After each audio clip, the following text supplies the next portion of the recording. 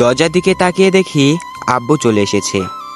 আব্বু বলল, তোমরা রেডি হয়ে গেছো? থামো, আমি চেঞ্জ করে আসি। আব্বু চেঞ্জ করা শেষ হলে সবাই মিলে ট্রেনের যাওয়ার জন্য গাড়িতে উঠে স্টেশনে চলে গেলাম। আব্বু দুটি টিকিট কেটে আনলো। আব্বু আমাদের ট্রেনে তুলে দিয়ে আবার বাসায় চলে গেল। ও, আমার নানুদের বাসা কোথায় বলাই হয়নি। আমাদের নানুদের বাসা ঢাকা মিরপুর 1-এ, আর আমাদের বাসা নাটোর।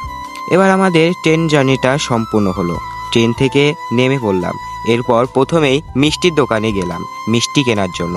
এরপর মিষ্টি কেনা শেষ হলে ফলের দোকানে ঢুকলাম ফল কেনার জন্য। ফল কেনা শেষ হলে এবার নানুদের বাসায় যাব। নানুদের বাসায় যাওয়ার জন্য আম্মু বলল, দেখতো বাবা, সামনে কোনো রিক্সা পাস কিনা। আমি একটু সামনে এগিয়ে গেলে দেখলাম একটি রিক্সাওয়ালা মামা। তাকে গিয়ে বললাম, মামা, মিরপুর 1-এ যাবেন? 104 নম্বর ফ্ল্যাট। তিনি বললেন, হ্যাঁ যাব, কিন্তু 80 টাকা করে ভাড়া লাগবে। আমি বললাম, ঠিক আছে মামা। আম্মুকে ডেকে এনে রিক্সায় উঠে পড়লাম। রিক্সাতে উঠে যাচ্ছি এমন সময় সামনেতে একটি ঘটনা ঘটে গেল। আমি থমকে গেলাম। সেখানে একটি বোরকা পরা মেয়ে দাঁড়িয়ে আছে। তার দিকে চোখ পড়তেই আমি থমকে গেলাম। কেমন যেন একটি অন্যরকম শক্তি শরীর বয়ে গেল। মেয়েটির ময়ূরের মতো চোখ, চোখ নেয় যেন শুকতারা। তার পলকে পলকে হয়ে যাচ্ছি দিশেহারা। আম্মু ডাকে হুঁশ ফিরল। আম্মু বলল, কিরে, কোথায় হারিয়ে গেলি? চুপচাপ কেন তুই?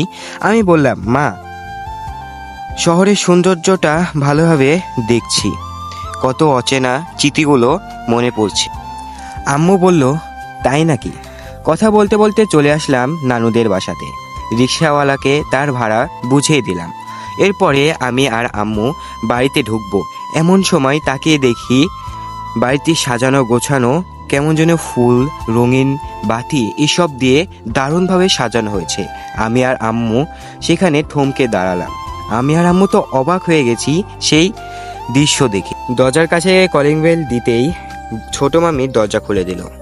আমার দুই মামা, বড় মামা ব্যবসা করে আর ছোট মামা পুলিশ অফিসার। মামি বলল, আরে আপু, কেমন আছো? আম্মু বলল, ভালো আছি, আলহামদুলিল্লাহ। মামি বলল, আরে তামিম, কত বড় হয়ে গেছো। আমি বললাম, হ্যাঁ মামি, আপনিও কত সুন্দর হয়ে গেছেন। মামি বলল, তাই নাকি? বড় হয়ে অনেক কথা বলা শিখে গেছো। আসো, ভেতরে আসো। নতুন পর্বটি তাড়াতাড়ি চলে আসতেছে। আপনারা চ্যানেলটি সাবস্ক্রাইব করে পাশে থাকার বেলনটি অন করে দিন।